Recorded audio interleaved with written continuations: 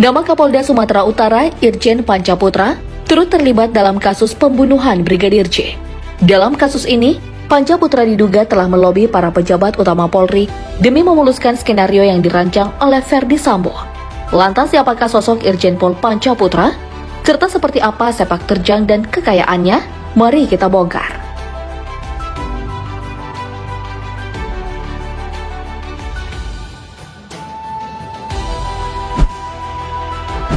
Irjen Pancaputra merupakan putra asli Medan yang memiliki nama lengkap Irjen Pol Detrandes Ridwan Zulkarnain Pancaputra Simanjuntak MSI.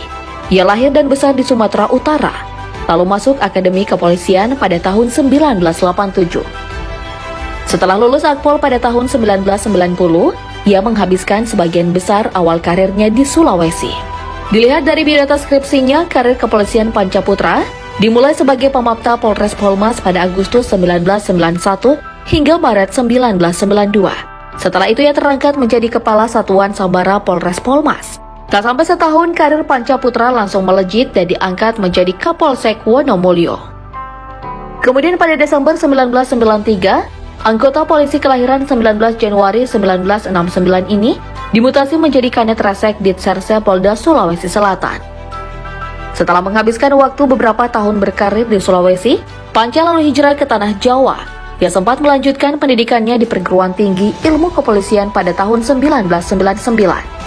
Berdasarkan riwayat jabatannya dalam laman Wikipedia, Irjen Panca pernah menjabat sebagai Kapolres Banyumas. Lalu pada tahun 2010, ia digeser menjadi Kapolres Tegal. Setahun berselang, Panca ditugaskan untuk mengisi posisi Wakil Direktur Reskrimsus Polda Jateng tahun 2011. Setelah itu, Pancaputra mendapatkan promosi jabatan menjadi Direktur Reskrimsus Polda Kalteng pada tahun 2012. Ia juga sempat menjadi dosen utama Stiklemdikpol pada tahun 2013. Hingga pada tahun 2017, polisi berdarah Batak ini ditugaskan di markas Induk Korps Bayangkara dengan jabatan sebagai Wakil Direktur Tindak Pidana Umum Barreskrim Polri. Saat itu ia menjadi atasan Ferdi Sambo yang bertugas sebagai Kasubdit 3 di Tipidum Barreskrim Polri. Selain itu, Pancaputra juga pernah ditugaskan di luar institusi Polri, yakni di Komisi Pemberantasan Korupsi. Selama di KPK, polisi kelahiran Bali G ini bahkan sempat mengemban double job desk. Dua tugas tersebut yaitu Direktur Penyidikan KPK pada tahun 2018 dan Pit Deputi Penindakan KPK sejak 19 Juni 2019 hingga April 2020. Setelah 2 tahun bertugas di KPK, Panca ditarik ke Polri untuk menjabat sebagai Widyasuwara Utama tingkat 1 Sespim Lemdiklat Polri, sekaligus mendapat promosi kenaikan pangkat menjadi Inspektorat Jenderal Polisi atau Jenderal Bintang 2. Masih di tahun yang sama, Irjen Pancaputra kemudian mengemban posisi strategis sebagai Kapolda Sulawesi Utara. Jabatan ini dijalankan selama beberapa bulan, tepatnya sejak 3 Agustus 2020 hingga 4 Maret 2021. Setelah itu ia dipindahkan ke daerah asalnya, Sumatera Utara, dengan jabatan yang sama yaitu sebagai Kapolda.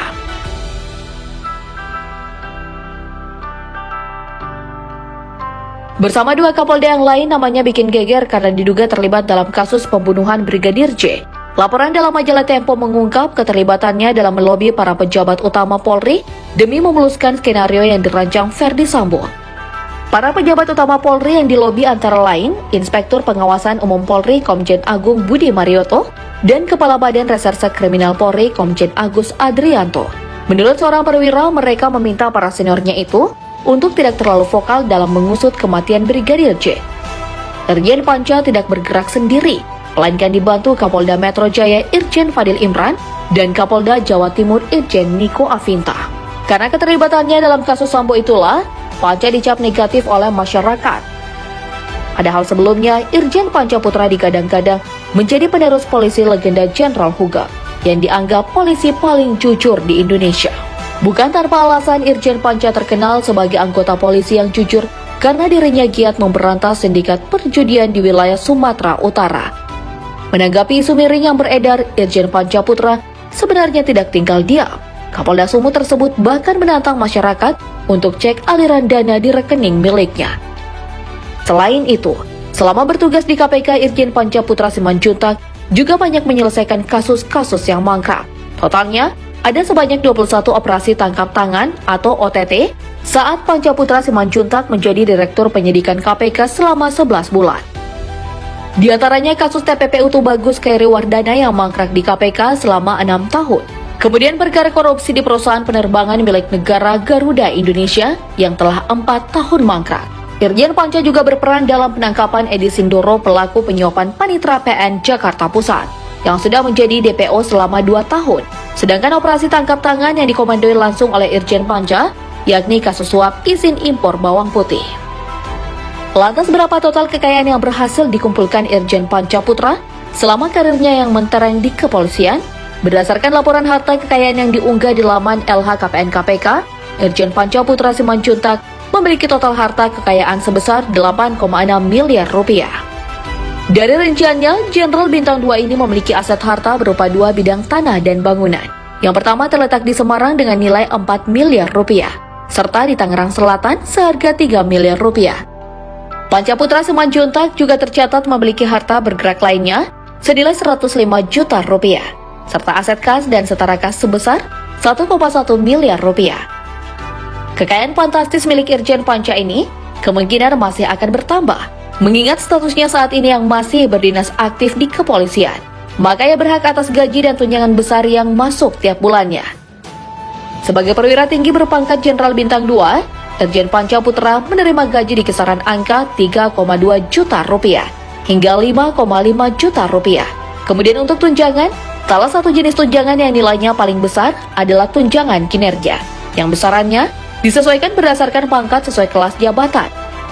Terdapat 18 kelas jabatan yang diatur dalam Peraturan Kepala Kepolisian Negara Republik Indonesia Nomor 13 Tahun 2015. Sementara kelas jabatan pejabat Polri dengan pangkat Inspektur Jenderal termasuk dalam golongan kelas jabatan 17. Dengan nilai sebesar 29 juta rupiah tiap bulannya. Selain tunjangan kinerja, Pancaputra masih menerima tunjangan-tunjangan lain, seperti tunjangan jabatan fungsional, tunjangan anak dan istri, tunjangan lauk pauk, dan berbagai tunjangan lainnya. Selain gaji pokok dan tunjangan, Irjen Panca juga berhak atas kepemilikan mobil dinas selama masa kerjanya menjadi Kapolda. Berdasarkan berita yang dilansir dari tribunnews.com, seluruh jajaran Kapolda di Indonesia berhak mendapatkan 1 unit mobil dinas jenis sedan merek Hyundai Sonata. Sementara untuk keperluan pribadinya, Irjen Pancaputra mempunyai 2 kendaraan pribadi yang tercatat dalam laporan harta kekayaannya. Pancaputra Simanjuntak memiliki 2 kendaraan pribadi, yakni Toyota Harrier keluaran 2010 senilai 175 juta rupiah dan Honda HR-V tahun 2014 seharga 250 juta rupiah.